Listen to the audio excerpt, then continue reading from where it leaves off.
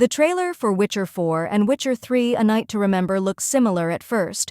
Both has potions, tools, cutting limbs, and in the end, the Witcher wins. But they are still very different.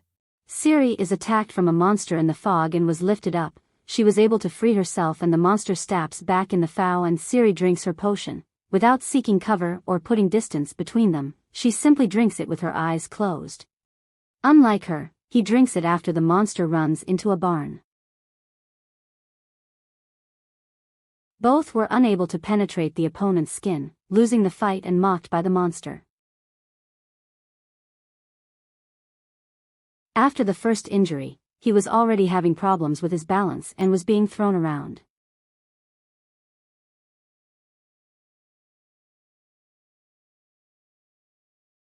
After the bite in his neck, he was in her eye, clearly not a threat anymore, and it makes sense that she looked down on him to mock him. In Ciri's case, it makes little sense for the monster to just watch Ciri perform a magical attack. Both have one key moment where they turn the tables. In case of Ciri, it's her power. In his case it was his preparation. He did use signs, but without the black blood potion he wouldn't have one. Both regain their loose weapons and now able to cut the monster's limbs off. Picking up your weapon when makes sense.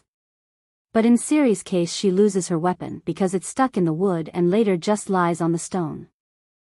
Next comparison is about tool usage. In Ciri's case, it is more like showing off. She was still able to spin, jump and enchant the chain, which also raises the question. Couldn't she just enchant her sword in the first place? Speaking of power, what happened to Ciri's overpowered teleporting ability?